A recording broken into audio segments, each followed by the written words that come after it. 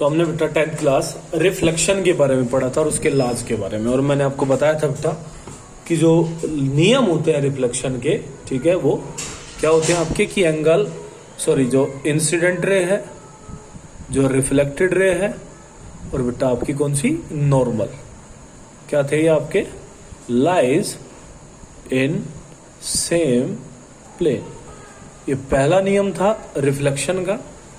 और सेकंड अगर हम बात करें तो सेकंड क्या था बेटा आपका, सेकंड है कि जो एंगल आई है वो हमेशा बराबर होना चाहिए किसके बेटा आपका एंगल आर के, यानी कि incident angle is always equals to angle R. ठीक है, तो मैंने आपको एक चीज और बताई थी, क्या ऐसा नहीं हुआ अगर तो क्या रिफ्लेक्शन नहीं होगा, तो बेटा रिफ्लेक्शन फिर भी होगा, क्योंकि टाइप्स ऑफ रिफ्लेक्शन में मैंने आपको बताया था कि दो टाइप का रिफ्लेक्शन होता है हमारे पास। पहला रेगुलर रिफ्लेक्शन होता है, क्लियर बात, और दूसरा बेटा आपका क्या होता है इरेगुलर रिफ्लेक्शन होता है। तो ये जो इरेगुलर, तो रेगुलर तो कब होगा, जब angle I is equals to क्या होगा आपका एंगल आर होगा, और जब ये is not equals to angle R हो जाएगा तो क्या होगा बेटा आपका इरेगुलर रिफ्लेक्शन आपको हो जाएगा। क्लियर बात, तो इस चीज को आपको ध्यान रखना है। ठीक है, तो जो डेफिनेशन अगर हम बात करें और थोड़ा इसमें आगे बढ़ते हैं तो रिफ्लेक्शन आप लोगों को क्लियर हुआ होगा। ठीक है, और प्लेन मिरर से हम रिफ्लेक्शन को देख रहे थे। ठीक है, अब इसमें बेटा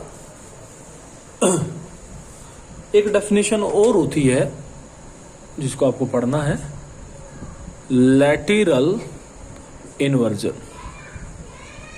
कई बार आ जाती है एग्जाम में कि लैटरल इन्वर्जन बताइए क्या होता है। तो जैसे आप देखते हैं कि आपके मिरर में, जैसे आपने मान लिया सपोज ये हाथ देखा, तो मिरर में ये हाथ कैसा दिखाई देता है बेटा आपका उल्टा दिखाई देता है। ठीक है, या फिर आप लोगों ने देखा होगा कि जो एम्बुलेंस होती है हमारी, ठीक है, एम्बुलेंस के ऊपर जो एम्बुलेंस आगे लिखा होता है वो कैसा लिखा होता है बेटा उल्टा। इसका क्या कारण है, तो जो मिरर होता है बेटा हमारा वो सीधी चीज को उल्टा करके दिखाता है। ठीक है, तो मिरर का सीधी चीज को उल्टा करके दिखाना ही क्या कहलाता है बेटा आपका लैटरल इन्वर्जन कहलाता है। क्लियर बात है, जो डेफिनेशन को भी आप ध्यान रखें। तो जैसे एम्बुलेंस है तो एम्बुलेंस में एम्बुलेंस इसी वजह से उल्टा लिखते हैं जिससे सामने वाले जो अगले वाली गाड़ी है उसको वो कैसा दिखाई दे बेटा आपका सीधा दिखाई दे, और वो उसको पढ़ के उसको रास्ता दे सके एम्बुलेंस को। क्लियर बात, तो ये डेफिनेशन आप ध्यान रखें। अब हम बात करेंगे बेटा प्लेन मिरर में इमेज की।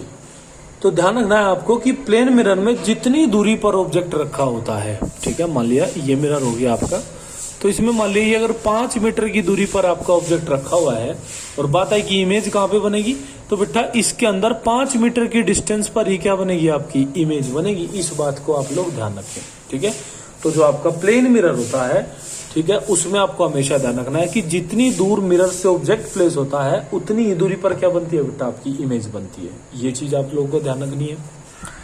अब हम बात करते हैं बेटा इसमें हमारे नेक्स्ट टॉपिक की, और जो कि अब हमारा यहाँ से चैप्टर इंपॉर्टेंट शुरू होता है। जैसे क्या होता है बेटा आपका टाइप्स ऑफ मिरर,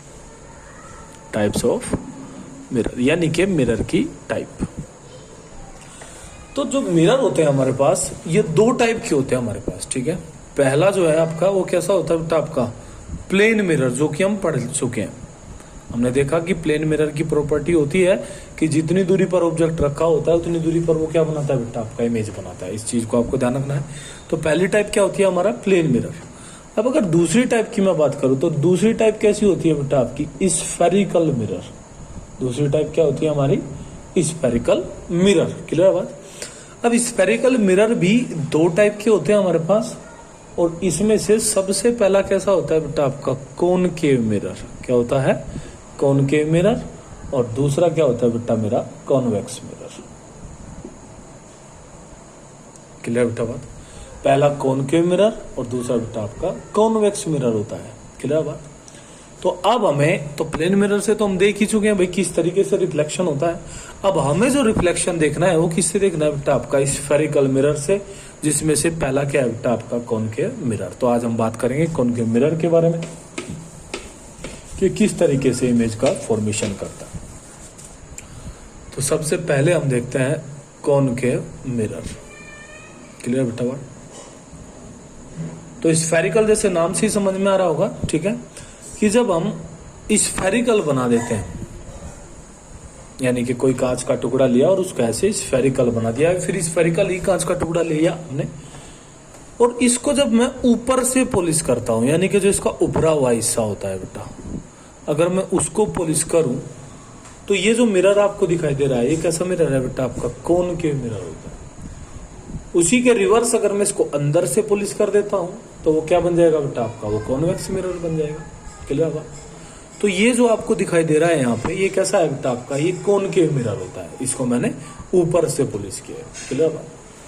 उसके बाद में इसके बिल्कुल सेंटर से एक लाइन अगर मैं खींचता हूं ऐसे, तो ये जो लाइन आपको दिखाई दे रही है, ठीक है बेटा, इसको बोलता है बेटा आपका प्रिंसिपल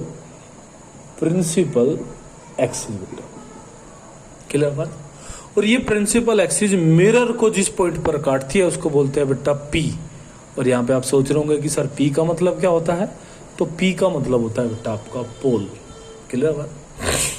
उसके बाद इसमें एक चीज होती है बेटा सेंटर। तो आप देख सकते हैं कि अगर आप इस कांच के टुकड़े को अगर आप एक कंप्लीट सर्किल बनाए तो एक कंप्लीट सर्किल कैसे बनेगा? ऐसे। और किधर बनेगा बेटा? आपका राइट साइड में, सॉरी लेफ्ट साइड में। तो इस सर्किल का सेंटर जहां पे होगा, मान लिया यहाँ पे इस सर्किल का सेंटर है, तो वही सेंटर किसका होगा बेटा? आपका वही सेंटर इस कर्वेचर का होगा। क्लियर बात? तो ये आपका इस कर्वेचर का भी सेंटर हो गया। क्लियर बात? तो इसी वजह से इसको क्या बोलते हैं? आपका इसको बोलते हैं बेटा आपका centre of curvature. Centre of curvature. Clear बेटा बात? उसके बाद में इन दोनों के बिल्कुल जस्ट बीच में भी एक पॉइंट लाई करता है बेटा, जिसको हमें हमेशा ध्यान रखना है, और वही इंपॉर्टेंट होता है हमारे लिए। उसको बोलते हैं एफ। एफ का मतलब क्या होता है बेटा? एफ का मतलब होता है आपका फोकस पॉइंट। क्लियर बात? अब बात आई कि सेंटर भी समझ आ गया, पोल भी समझ आ गया, तो फोकस क्या होता है? तो फोकस होता है बेटा कि जब इस तरीके से अगर मान लिया प्रिंसिपल एक्सिस के पैरेलल रे आपकी आ रही है, मान लिया लाइट रे आपने इसके ऊपर फेंकी, तो लाइट रे कैसे मूव करती है बेटा? आपके ऐसे पैरेलल ही तो चलती है वो। तो अगर इस तरीके से लाइट रे आ रही है तो आफ्टर स्ट्राइकिंग, ये आप देख रहे होंगे कि अपनी शेप की वजह से इनको क्या कर देगा बेटा? आपका इनको इकट्ठा कर देगा एक ही पॉइंट पर, और जिस पॉइंट पर ये इनको इकट्ठा करेगा उसी पॉइंट को हम क्या बोलते हैं बेटा? आपका उसी को फोकस पॉइंट बोलते हैं। आई बात समझ में? तो फोकस वो पॉइंट होता है जिस पर टकराने के बाद मिरर से सारी की सारी लाइट जिस पॉइंट पर इकट्ठी होती है उसी को हम क्या बोलते हैं बेटा? आपका उसको हम फोकस पॉइंट बोलते हैं। क्लियर बेटा बात? तो आपने देखा कि इसने इसको क्या कर दिया बेटा? इकट्ठा कर दिया।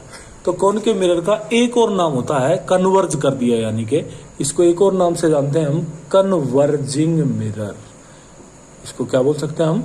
कन्वर्जिंग मिरर हम इसको बेटा आपका बोल सकते हैं। मेरे ख्याल में बात यहाँ तक समझ आई होगी बेटा, इसको पढ़िए आज।